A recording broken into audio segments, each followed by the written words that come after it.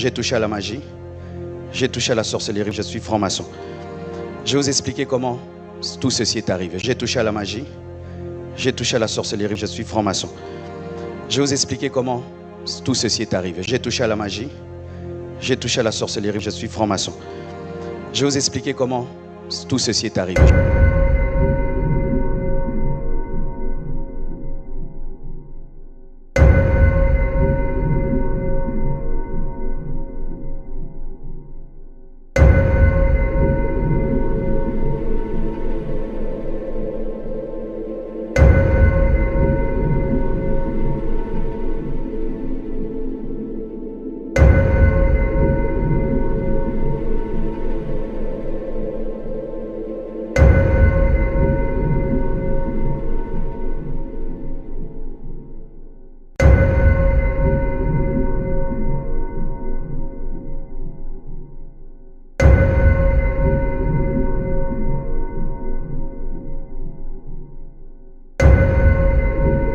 Il y a tellement beaucoup de détails à dire par rapport au ministère de Marcelo Tunasi.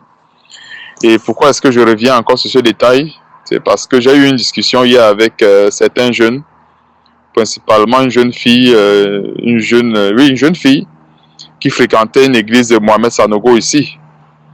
Et ils avaient besoin de la lumière par rapport à ces faux pasteurs et tout. Et chose que Dieu m'a conduit dans cette mission à pouvoir les exposer, les hérésies dans leur doctrine.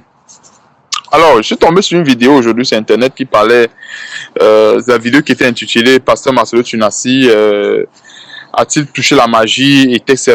Et il essaie de démontrer en fait que non, il n'a pas touché la magie. Mais c'est plutôt faux. Donc, il a touché en fait la magie.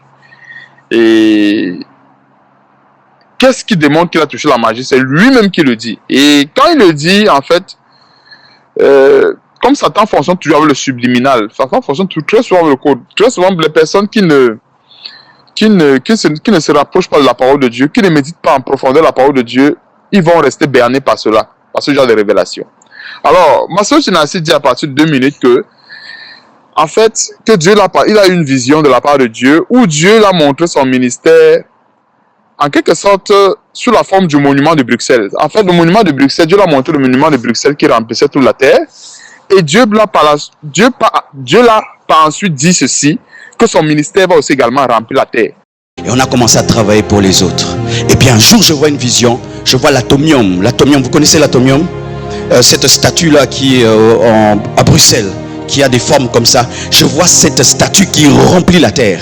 Et puis Dieu me dit, ton ministère va commencer sur le plan international à Bruxelles et puis il va se répandre sur toute la terre. Et voilà que je suis ici. Et on a commencé à travailler pour les autres. Et puis un jour, je vois une vision, je vois l'atomium. L'atomium, vous connaissez l'atomium? Cette statue-là qui est à Bruxelles, qui a des formes comme ça. Je vois cette statue qui remplit la terre. Et puis Dieu me dit, ton ministère va commencer sur le plan international à Bruxelles et puis il va se répandre sur toute la terre. Et voilà que je suis ici. Donc, on peut faire un parallèle, une similitude entre le monument de Bruxelles qui remplit toute la terre et son ministère aussi également qui va prendre de l'expansion et remplir également toute la terre. Alors, ce qui a lieu de souligner déjà d'entrée de jeu, c'est que tout ce qui est statuette dans la parole de Dieu n'a jamais glorifié Dieu. Il y a une pléthore de versets qui le démontrent. Ce ne sont même pas des versets qui manquent pour démontrer qu'en fait, tout ce qui est statuette ne glorifie pas Dieu. Que ce soit la statue de Nebuchadnezzar, que ce soit chez Gédéon qui a eu à renverser la statue de son père, en fait, Dieu avait donné cette recommandation ferme à ses enfants, à savoir, quand ils devaient rentrer en possession d'un pays que l'Éternel devait mettre à leur disposition, ils avaient le devoir de détruire les statues de ce pays. Mais alors, il fait comprendre que pour le monument de Bruxelles, c'est une statuette que Dieu a approuvée et que son ministère va prendre de l'expansion à l'image de cette statuette. Voilà la séduction qui est vendue comme cela. Et cette statuette-là, en fait, il y a une similitude avec le A de la cabale juive de Ivan Castanou d'Impact Centre Chrétien. Parce que j'ai pris des photos que je t'ai envoyées. Quand tu regardes les boules de ces statuettes, c'est le même nombre de boules qu'on retrouve sur la statuette, sur le A d'Impact Centre Chrétien d'Ivan Castanou. Alors, il y a une autre boule qui est en haut, qui est comme sur le symbole d'un feu. Cette boule-là n'existe pas normalement sur la statuette, mais j'ai remarqué que sur la statuette, il y a cependant un drapeau. Et c'est subliminal. Et tu vois, très souvent, ces choses, c'est une façon de déguiser leur appartenance à Satan. Et un autre détail aussi également, qui démontre amplement leur appartenance à la cabale juive, c'est que le même ministère qu'on retrouve chez Ivan Castano, c'est le même ministère qu'on retrouve chez Marcelo Tunasi. Et qu'est-ce qui se passe? Je crois qu'au fur et à mesure que le temps passe, pour une façon de pouvoir prendre des galons, ils n'ont plus le choix de s'affirmer correctement.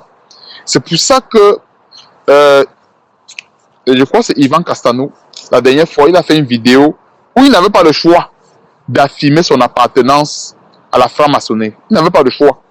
Parce que quand il a fait cette vidéo, il savait que peut-être ça pouvait ébranler ses textes. C'est pour ça qu'il a introduit même la vidéo en disant « Malheureusement, je dois l'avouer ». Alors quand on doit avouer quelque chose, c'est parce qu'on se retrouve devant les faits difficiles. On se retrouve dans une situation difficile.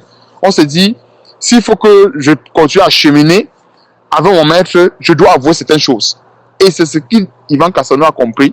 Et c'est pour ça qu'il vient avouer son appartenance à la franc-maçonnerie à travers les Simpsons. Malheureusement, je dois l'avouer, mon baromètre, c'est pas la Bible, c'est les Simpsons. Mon baromètre, c'est pas la Bible, c'est les Simpsons. Mon baromètre, c'est pas la Bible, c'est les Simpsons.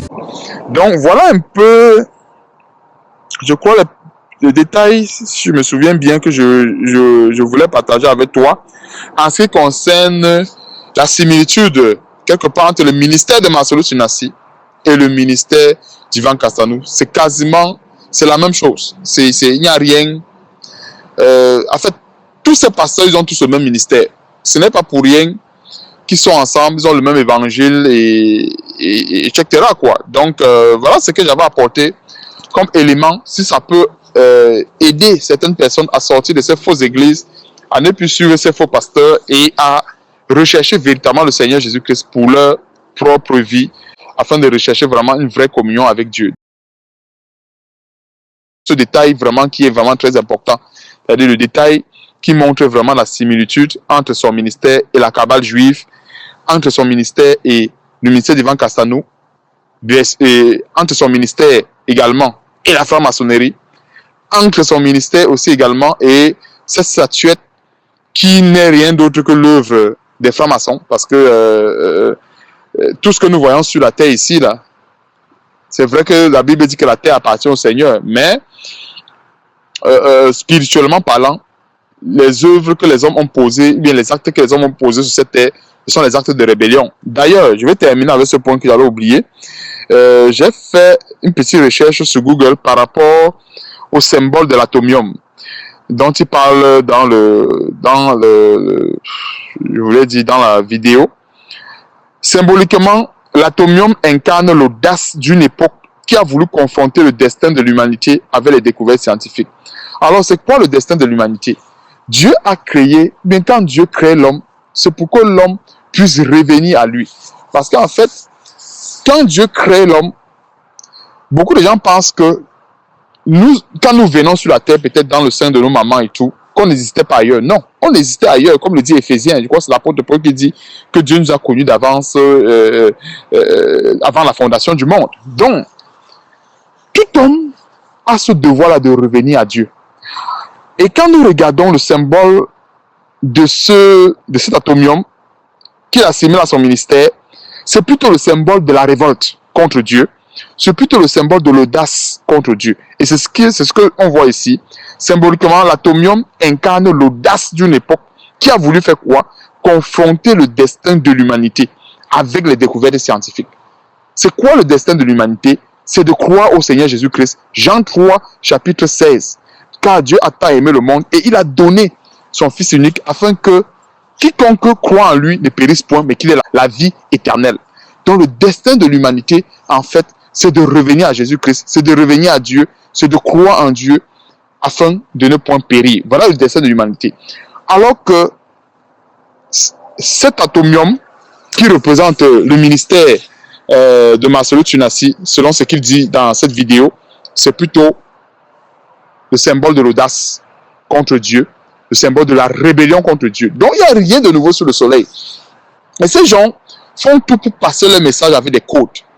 Et c'est quand on fait des recherches comme ça, quand Dieu nous amène à faire des recherches comme ça par la grâce de Dieu, que, en fait, les yeux sont ouverts. Parce qu'on se retrouve devant une situation où, en fait, les gens sont tellement aveuglés par Dieu m'a dit, Dieu m'a dit, Dieu m'a dit. Et on n'arrive même plus à examiner, en fait, ce Dieu m'a dit là.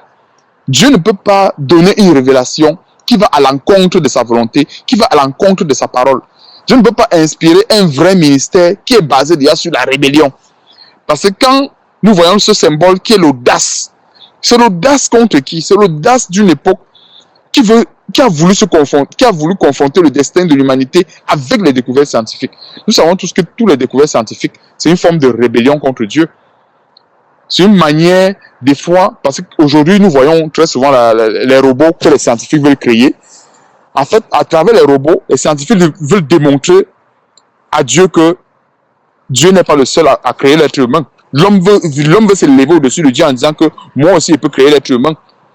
Vous voyez un peu. Donc, je vais m'arrêter là pour ne pas être trop long. Donc, que Dieu soit loué. Et voilà les petits détails que je tenais à partager. Et gloire à Dieu pour toutes choses.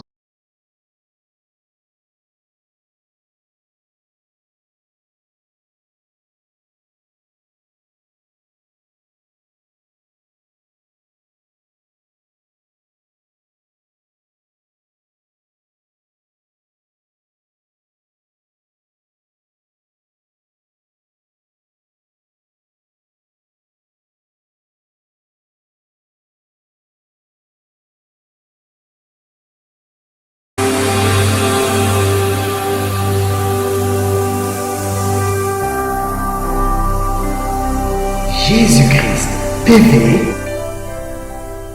vous connaîtrez la vérité et la vérité vous affranchira.